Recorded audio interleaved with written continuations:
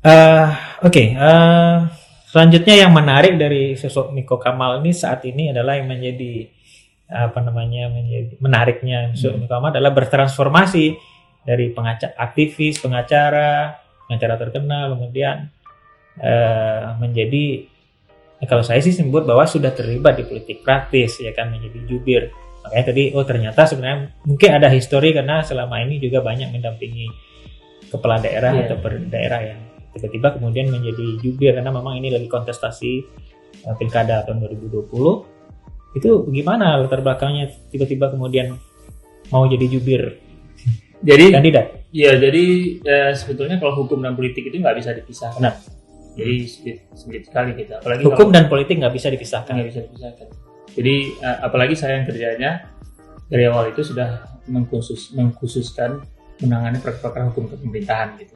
Jadi bersentuhan langsung dengan main politik gitu. Jadi konsultan di pemerintah ini, lalu kemudian jadi kuasa hukumnya ketika mereka kontestasi di pilkada itu, termasuk juga di Mahkamah Konstitusi.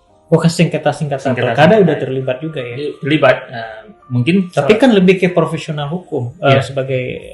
Sekarang juga jubir profesional. Jubir profesional tapi di konteks politik. Nah, ini ada pertanyaan yang selalu kita sampaikan kepada narasumber kita. Ya. Apa makna politik bagi seorang Niko Kamal?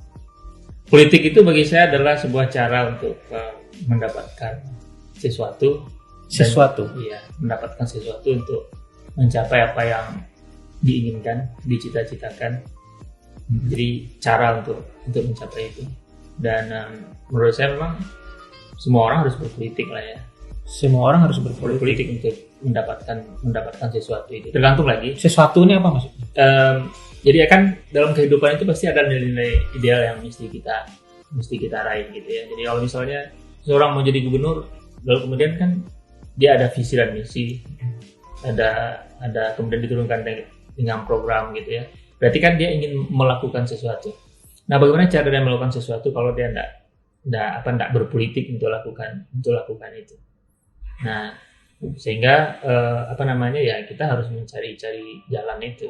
Saya kira berpolitik itu adalah sesuatu yang wajar sepanjang politik itu dilakukan dengan baik, dengan tidak tidak memadamkan lilin orang lain gitu ya, menyalakan lilin kita sendiri, tapi lilin orang lain tidak usah kita matikan gitu. Nah, kalau Musfi lihat postingan-posting saya sebagai jubir, kan semuanya saya nggak pernah menjelek-jelekan orang lain, tapi saya punya kewajiban dan itu harus dilakukan adalah mempromosikan orang yang saya jubiri gitu kan. Lihat aja, baca semuanya prestasi-prestasi yang sudah diraih oleh dia, prestasi-prestasi atau achievement yang sudah diraih oleh Audi gitu kan. Nah, menurut saya mestinya juga jubir-jubir yang lain atau tim pemenangan ini juga harus melakukan hal yang sama gitu. Ya, yuk silahkan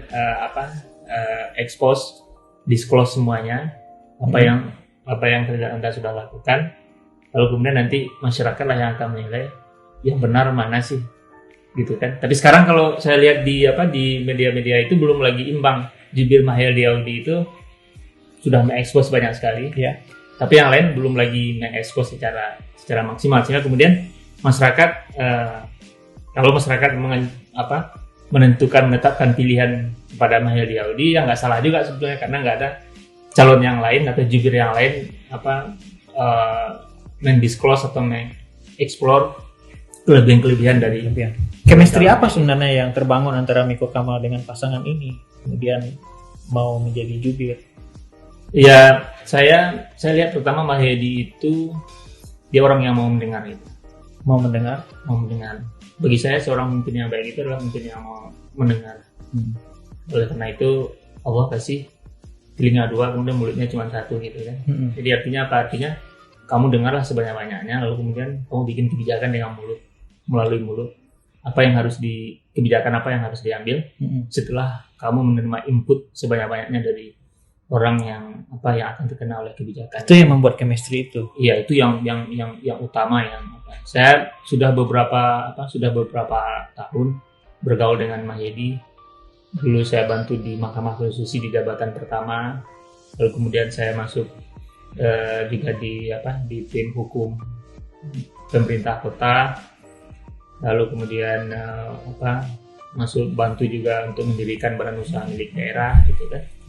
Nah, saya lihat kelebihannya begitu, dan apalagi sekarang dia dibantu lebih kepada sosok personal sosoknya berarti. Iya betul. Tapi ditambah lagi dengan sekarang tiba-tiba kan muncul Audi Oke. yang menampingi beliau. Tadinya terus terang saya underestimate kepada Audi, anak muda. Kenapa? Ya, anak muda, dia tahu apa sih tentang Politik Sumbar. tentang politik Sumbar, kemudian apa yang mau dia lakukan dengan usia semuda itu. Tapi setelah saya berdiskusi dengan beliau, pertama saya dengar pidatonya, bagaimana dia menyampaikan pokok-pokok pikirannya, gagasannya. Ini anak muda keren juga, mantap juga gitu. Dan saya diskusi, ternyata dia di bidangnya itu sangat mumpuni, dia sangat kompeten di bidangnya. Udah bisnis ya. Iya. Nah, oleh karena itu saya ya udah ini karena sudah ada komitmen dengan Mahyildi, kemudian ditambah lagi dengan calon wakil gubernurnya anak muda yang mumpuni.